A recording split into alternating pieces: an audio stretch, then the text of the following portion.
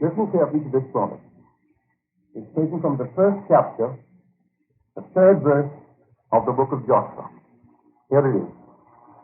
Every place that the sole of your foot shall tread upon, that have I given unto you.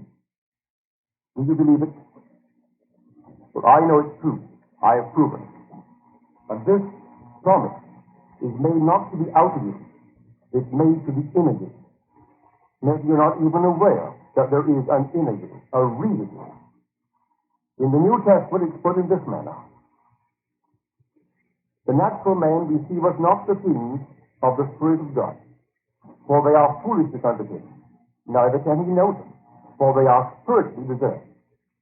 We are told the first man, that is the outer man, is of the earth earthly. The inner man, the second man, is the Lord from heaven. Now this book from which I read the quote is the book of Joshua. The word Jesus is the Greek form of the word Joshua. They are identical in meaning. They mean literally to say, there is a Savior in man. And all the promises of the Bible are addressed to that inner man, that second man, that is the Lord from heaven. Not the outer man. The outer man is limited to the evidence of his senses. He is limited to what reason allows, what it dictates. But the inner man has no limitation. Every place that the sole of his foot shall tread upon, the same give I unto you. Now let me show you how it's done. For I was confronted with what seemed at the time to be an enormous problem, an impassable barrier between myself and my objective. I hadn't seen my family in Barbados for the entire war years. So the first ship out of New York City that sailed for the Indies, after the war was over, I sailed with my little family for Barbados. We took a boat that took us to Trinidad, and from there we flew to Barbados. On arrival, my brother asked me when I intended returning to America. Well, this was early January. I said, we are home after so many years. I would like to remain to maybe the end of April and return around the 1st of May. Then said he to me, of course you arranged your return while you were in America. I said, no, I didn't. He said, Neville, how could you have left America, that is the capital of the world? Everything goes on there, especially in New York City. And if any passage could be arranged, certainly it should have been done in New York City. Do you realize that there are literally thousands, tens of thousands of people waiting all through the island for passage to America? And little Barbados has nothing to offer. There are only two ships that ply the waters. One sails out of Boston carrying 120 passengers, and one sails out of New York carrying only 60. And I am told that all space, all available space is already committed right through the month of September. And here it is January. Not only the space is committed, but there are actually thousands of people waiting on a waiting list. If you put your name down with your family of three, you are at the bottom of the list. It will take 2 years to get out of there. I didn't tell him what I'm telling you now. I didn't wish to disturb him because he didn't know or was not familiar with this technique. I made no effort to book passage. I simply put my name, yes, at the bottom of the list. But I wasn't concerned. It was January, and I am in Barbados for vacation. So I'm not going to be concerned and spoil my vacation about the lack of passage. I wanted to get back in New York City around the 1st of May. So this is what I did based upon this promise. At the very end of March, I saw the ship that sailed for New York, leaving the boat, leaving the bay. I had a good mental picture of what she looked like, a small one. So that day, as I returned to my hotel, after lunch, I sat in a nice easy chair in my room, and to see what I did. I knew that if the inner man could perform an action, that the outer man would be compelled to duplicate it. For whenever the action of the inner self corresponds to the action which the outer self must take to appease desire, that desire must be realized. So I made as lifelike and as living a representation as possible of what I would see and what I would do and what I would hear were I physically present on that ship. For I knew one thing I would have to do if I sailed. You see, in Barbados, there is no deep water harbor. That is not as yet. So all passengers must take a small little ship, we call them tenders, like a little launch, and move off maybe a mile or maybe 3/4 of a mile to sea. Then your little ship is lashed alongside of the big ship, and a gangplank is lowered, and you walk up the gangplank. That's one act I would have to perform if I sailed on that boat. I could perform it as a visitor, but the emotion of someone who actually is sailing differs from the emotion of one who is only visiting, seeing a friend off. So I had to catch a sort of a mixed emotion, for it was a peculiar, sweet sadness. I was leaving a very wonderful and large family behind me that I had not seen in 6 years. Although I was returning to a home that I loved in New York City, I was happy to get back, or to be sailing, but I was sad at sailing, that sort of feeling that mixed together joy and woe. As the prophet says, joy and woe are woven fine, are garments for the soul divine. So I knew exactly what he meant, the experience of mixing these two emotions into something that was a sweet, sweet sadness. So, with my fixed in my mind what I would have to do, sitting in a chair like I'm sitting here, I first induced a dreamy state. And the reason for that is this.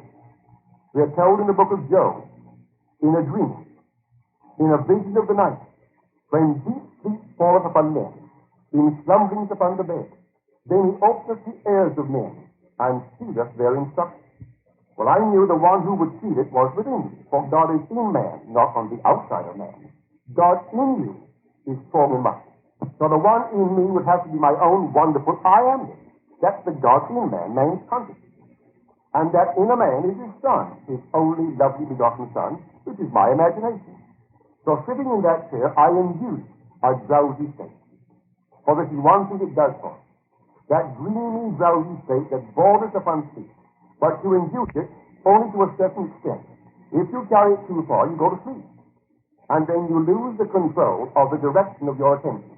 That's something you must always maintain and be under your control, not the control of another. So I had to induce it, but only to a certain point. And just before I slept, I arrested that state. You may say that consciousness is likened to an ocean or to a tide. It ebbs and it flows. The ebb tide is this very moment, when my critical faculties are being exercised. I know exactly where I am seated in the studio and what I'm doing. That is not the state of the flood tide, when I do not know what I'm doing, which is the unconsciousness of sleep. But between these two extremes, of the flood tide of unconsciousness in sleep, and the ebb tide, when all the critical faculties are being exercised, there are any number of intermediary states between these two extremes. I wanted a state that borders upon sleep. So because I'm speaking of a tide, I will call that now the high tide. This high tide lifts a man easily off the bar of his senses, where he is so long lain stranded. So I was stranded on my senses, for they told me I couldn't get out of the island. All that I heard my brothers tell me, my father tell me, they confirmed my senses. So here I am stranded on the bar of my senses. But I knew I could lift myself off what they knew, and what my outer man knew, the critical faculties knew, and actually sail away to my place in New York City. So all I wanted to do was to perform an act, which action implied that I was sailing. With that clearly in my mind, I took myself in this chair, induced the drowsy state, and just before I lost control of the direction of my attention, I started the action in my imagination. And this was what I worked out. I felt that if I walked up the gangplank, and it seemed to me real, and then on the top of that ship, holding the rail, I could look back at the little town of Bridgetown and have that feeling of sadness, and yet a sweet sadness, because I was happy that I was saved. So I assumed I stepped off onto the gangplank, and then step after step right up the entire gangplank, making it as natural and as real as I possibly could. I gave every step all the solidity that I could muster, all the sensory vividness that I could actually bring to play upon that action. When I got to the top of the imaginary stairway, which is the gangplank, I became aware that I had wandered from my task. For I had set myself a task to walk up the gangplank and only the gangplank. Then I found myself completely gone. I was not on a ship. When I became aware that I had simply floated away from my objective, I brought myself back to the very first step on that gangplank. And there I went over and over again. I did it over and over and over until that action took on the tones of reality. When it seemed to me normal and naturally real, I then felt I was actually performing it in the right way. So I kept on doing it, and then I went sound asleep in the act of walking up the gangplank. This was on a Thursday afternoon, I would say about 2:30 to 3. The next morning, Friday, at 10:35, the Alcor Steamship Company called me and offered me passage on the next sailing, which was the 21st day of April, putting me back in New York City on the 1st of May. And so I know from my own personal experience that this thing is true, that every place that the sole of your foot shall tread upon, the same give I unto you. If you could now conceive of what you would do, were you in possession of what you want to be in this world, and then having conceived it so that it's clear to you, a vivid representation of exactly what you would see and do and touch, well then, do it. Do it over and over until it seems to you real.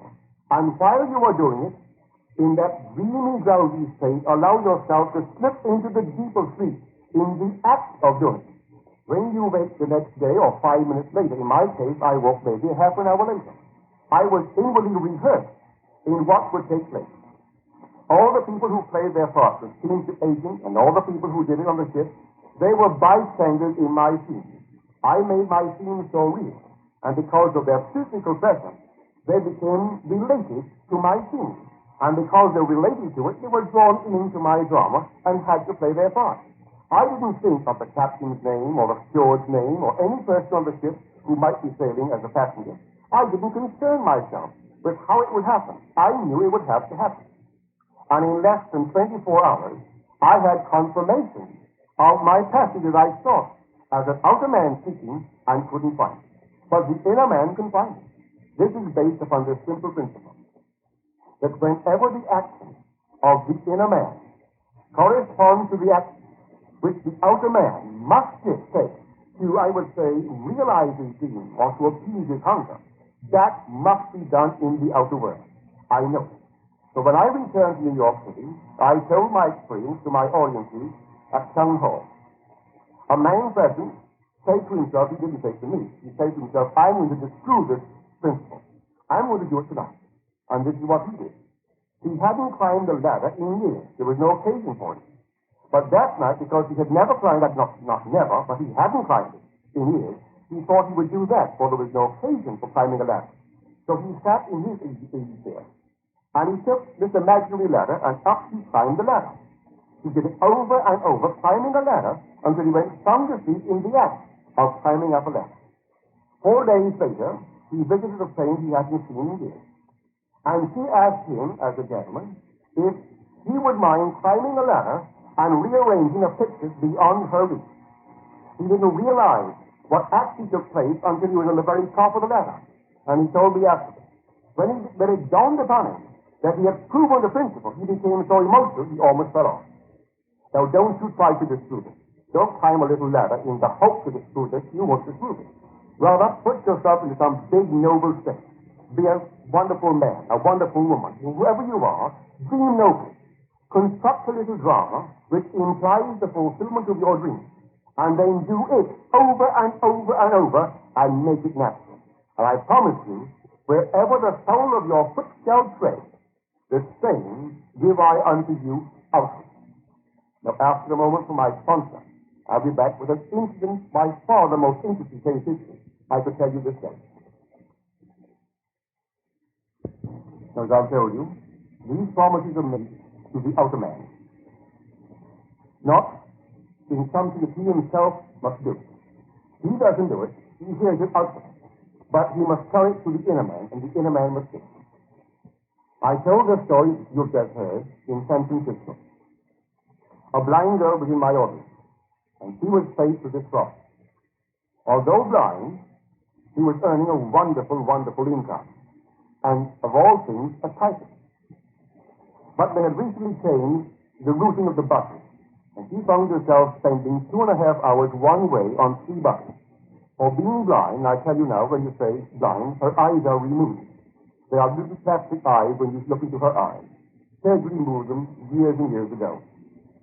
So, in her predicament, getting off one bus, she must wait and hope that someone is passing by, seeing her limitations, and help her across the street. So she propped herself, and after 2 weeks, she could not make it in less than 2.5 hours. And in previous days, when she had only one bus to take, she made it in 15 minutes. So that night, this is what she did. She sat in her living room, and she, first of all, investigated what it would cost by taxi. That was completely out of the question. She thought in terms of giving up her apartment, but she had a long lease on it. Or all the things that she thought of rashly, she couldn't put into effect. She came to the conclusion that going from her place to the place of work in a car was the only solution. She couldn't afford a chauffeur, and she couldn't buy, for she was blind. But a car seemed to her the only solution. So this is what she did. Sitting in her living room in a nice easy chair, she assumed that she was seated on the front seat of a car. She felt that the person next to her was a man. She could always feel his cleavage. Then she felt the rhythm of the car. Then she could smell the gasoline. Then she felt the car move. She felt it stop against what she thought to be a red light. Then she felt the car move on. She finally came to the end of her imaginary journey. She turned to her companion and said, "Thank you very much, sir." To which he replied, "The pleasure is all mine." She got out of that car, and then she imagined she heard the car click as she slammed in her imagination the door of the car. And then she walked up the plank, leading to her office. The next night, she did it all over again. She did it until it seemed to her she was actually on a car. She could actually see herself on a car and riding down the streets of San Francisco, stopping in front of her office building, getting out, thanking her passenger, or rather her driver, and then making her way up the ramp. The second night, right after she had done it and given it the tones of reality, her companion read her the evening paper. And there in the evening paper was the picture of a man who was interested in blind people. Having read the article, she thought she would call him. They looked his name up in the telephone directory and found his name and called him. He said if he was interested in the blind, as said in the paper, but this was no time or place to call him. If she would write him a long, detailed letter of the nature of her problem, he would take it under consideration. She sat down and wrote him a letter and explained her problem, simply a problem of transportation. Next day, when he got the letter, he simply read it and put it in his pocket. On his way home, he stopped in at a place where he stopped every day before returning to his home. And that happened to be a bar. So he stopped in at a bar. He knew the proprietor and had his little martini, whatever he had. And while he was there, he was prompted to tell the blind girl's story. Having told the story, a total stranger between the two of them, because the other one was a salesman for some liquor house, he overheard the story. And he said, "Well, I make a good living. I employ dozens under me, and I do nothing for this community. Here was a girl who not only is taking herself off the backs of taxpayers, but in her letter she states that she is training 9 other blind people to earn their own living. Here this girl, who should be supported by the taxpayers, earns her own living, and she's taught 10 others, rather 9 others, to earn their living. And I, who earn a wonderful living, I do nothing for the community. I will drive that girl to work." The man who received the letter said, "If you, a total stranger, will drive her to work, I, who am interested in the blind and make it my job, I will then take her home." And that was a bargain. Now, that's almost 3 years ago. I saw that girl just about 6 months ago. And she told me that it is not fair 1 day or a 5-day week. 5 days a week, these gentlemen pick her up and take her to her work and take her from work home. And here's the strange part. The very first morning that she drove with one of these men, she turned to him as she got out of the car, and she said, "Thank you very much, sir." To which he replied, "The pleasure is all mine." The identical words that she in her imagination had used to make the thing seem natural were used the very first day. Now, twice she did it. On the third day, she was being driven to work. I say to you, if she can do it, and if the speaker can do it, you can do it. I have done it a number of times, and I teach others to do it. It's a simple technique. You must learn to believe in the inner man and the reality of what is to you at the moment an invisible presence. This invisible world is not really unreal. It's the most real world imaginable. And the inner man related to it is a far more real peace than the outer personality that you came to and think so much in this world. Try. These things will never fail. Whenever the action of the inner you corresponds to the action which the outer you must take to appease your desire, that desire will be realized. For this whole wonderful world of ours is nothing more than the appeasement of hunger. That's why you built it. We made it to satisfy our longing. You have some intense longing, some wonderful hunger in this world. It may be for a job. It may be an increase of income. It may be some wonderful harmonious relationship in a home that is now strained. No matter what it is, construct a little action. Which action implies that your dream has been realized. Then take that action and inwardly do it over and over and over until it takes on the tones of reality. When to you it seems natural, then you may sleep. But I do believe in that sleeping during the action. In some strange way, it seems to hasten the interval between the doing and the realization of it. Of course, you don't have to sleep. But I have found from experience that if I can fall asleep while I'm performing the action which implies the fulfillment of my dream, that I quickly collapse the time.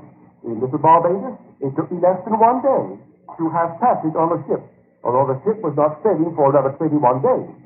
Still, I knew I was going to sail on that ship. I had tangible proof. I had the passage in my possession. This girl took really 2 days. Although she was driven on the 3rd day, she really only did it 2 nights. 2 nights sitting in a living room, she assumed she was on a car. She could smell the gasoline. She took all of her senses and hallucinated them. You could hallucinate sight, smell, touch. I can take my hand now, place on this book, and assume that I am pondering something that is not here to be seen by anyone, and so lose myself in it. That to me it seems natural. If I do it until it seems natural and sleep while I'm doing, do you know it will become my possession? That's how everyone should live, and really eventually live in this world. So instead of going out and simply getting things that are not yours, or I would say killing in order to survive, you don't kill to survive in this technique. You die in order to live. You let go of the things that you've kept alive, just drop them, and you simply inwardly feel yourself into another state, and feeling yourself right into the situation of your fulfilled desire, you sleep in that state. And so you'll know the wisdom of the word. In a dream, in a vision of the night, when deep sleep falleth upon men, in slumberings upon the bed, then he openeth the ears of men, and sealeth their instruction. We are rehearsed at night in the part we're going to play when we open our eyes on this outer world. And all that we will do, we do under compulsion. For this inner motion is the force by which the outer event is brought to pass. If you know it, then don't just know it, do it. For if you do it, I promise you, you will get the result. But you must apply. Application is important. Everyone in this world must learn to live by their imagination. And only as you live by imagination can we truly be said to live at all. Now here, in this book of mine, Awakened Imagination, you will find that case history of the blind girl. Read it and apply it and become the man, the woman that you want to be. You can be anything in this world that you want to be. If you know these wonderful promises, accept them and then test them. You're invited to test them. Come prove me now and see if I will not open the windows of heaven and pour you out a blessing so great there is not room on earth to receive it. You can conceive of the impossible state, impossible to the inner man. All things are possible to the inner man. Now I'll be back in just a moment with just a thought for today. Today is to remind you that every place that the sole of your foot shall tread upon has been given unto you. Goodbye, and thank you.